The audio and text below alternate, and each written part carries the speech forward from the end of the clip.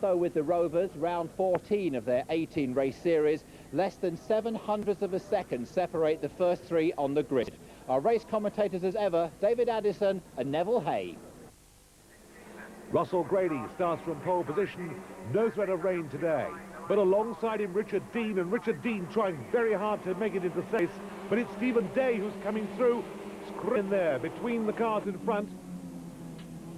We're with Jeremy Cottrell as we now go down through Paddock Bend, and a tightly packed field going up now towards Druids the hairpin. Number 18, Troy Dunlop, just ahead there as the cars made their way up into the hairpin. Somebody running very wide. That looked like Piers Johnson on the outside. And we're on board now with Rob Mears, the man that won at Zandvoort. Almost 3 abreast there ahead of him with the pale blue car of Jeremy Cottrell, who has won twice this year. Both races at Spa fell to Cottrell. He was on the outside, picking up a place as somebody ran wide, kicked up the dust. And the race leader, Russell Grady, makes his way now through Clearways. Clearway is the place where we had problems, of course, when the Rovers were here before. Incidentally, just as happened before, Dave Loudon is a long way back down the grid. Long way back down the grid. On board with Nick Carr. Heading into Clearway, somebody sideways ahead, corrects it. No, he doesn't. The car flings itself off the circuit. 1 place gain for Nick Carr. Now, who was that headed to the tyre wall? Jeff Prince went off there as they came into and out of Clearways. But here's that battle at the front, and the big surprise is that right now, neither Lyle nor, for that matter, the man he's challenging, Dave Loudon, are up there.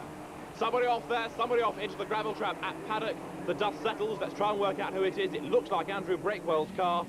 The man from Preston out of the race as we go back on board with Jeremy Cottrell. He's still trying to work his way up through the field. Grady leads in the orange car. Then it's Lyle in second place. The rest of the field surging their way through, and Jeremy Cottrell, Neville, still with a lot of work to do.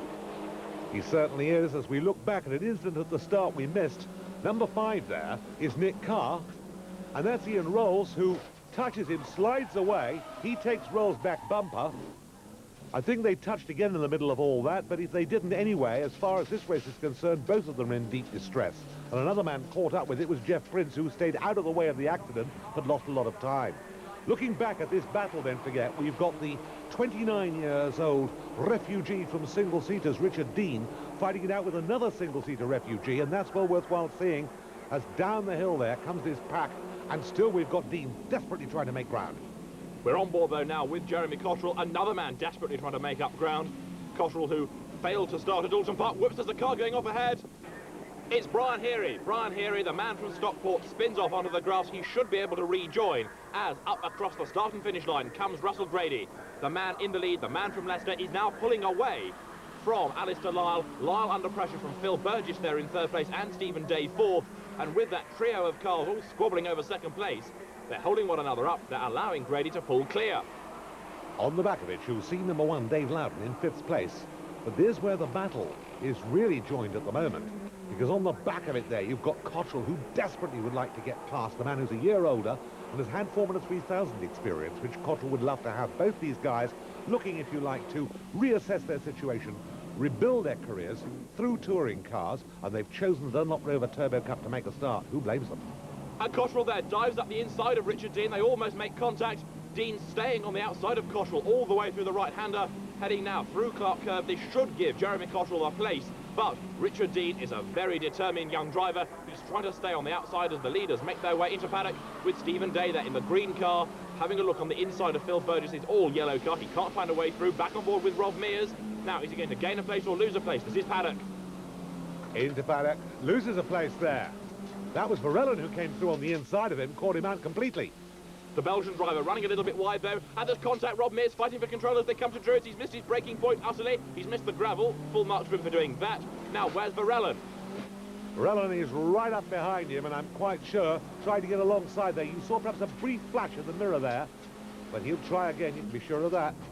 Also, strange noises coming from Rob Mears' car as though he was being hit again by Philip Varellen, so another rather physical battle going on further down the field. Cottrell's on the inside here. He makes contact with Troy Dunlop, no question about that. Knocks him sideways. Get out the way, says Cottrell. That gives him another place. Other place, and the man in front of him is Dave Loudon. Now, Loudon will be concerned about this. The one thing he needs is to have a charger coming up, hand out to Troy Dunlop, saying it wasn't my fault, and I'm not so sure about that. Loudon is 5th. Cottrell is 6th. This is paddock through this daunting right-hander. Dave Loudon clips the curve. Russell Grady leads. Second there, Lyle. Third is Burgess. Fourth is Stephen Day. Then a gap with fifth and sixth coming into view now. Dave Loudon, and there in sixth place is Jeremy Cottrell with Dunlop and Dean right up behind him. Good race this. Yes, Dunlop keeping the door closed on Dean, and equally you could see in front the door firmly shut by Cottrell. He wasn't going anywhere. Now Troy Dunlop will want that place back after the contact between himself and Jeremy Cottrell. Cottrell, though, closing up hand over fist onto the tail of the championship leader, Dave Loudon.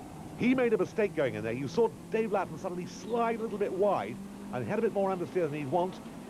Another little wave there from Cottrell. I think that was a little bit, come on, if you think you can. Into paddock. Cottrell not yet close enough to challenge Loudon, but the gap's certainly coming down between them all the time. Then there's Troy Dunlop with the silver car of Richard Dean, curve-hopping its way through behind in 8th place.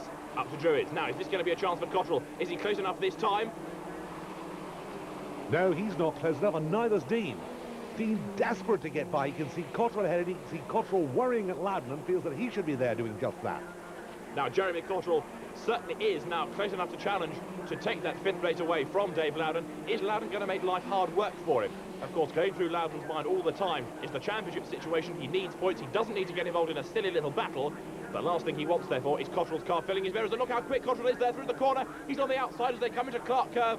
This is Cottrell's chance now to take the place away, heading into paddock, and he makes contact with Loudon, pushes him round. He pushes Dave Loudon out of the way. Incredible! That was a very, very naughty manoeuvre there. He dived for the inside. There wasn't room, and there was a big, big danger there of the collection of Dave Loudon by the rest of the field. You can see him setting off there as his teammate in the car in similar colour, Nick Carr, goes through.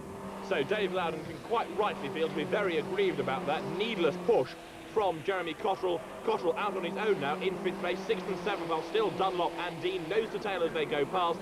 But Russell Grady is on target for a win here at Brands Hatch. It's first in a turbocharged Rover, having been very successful in the 216 GTIs in the past.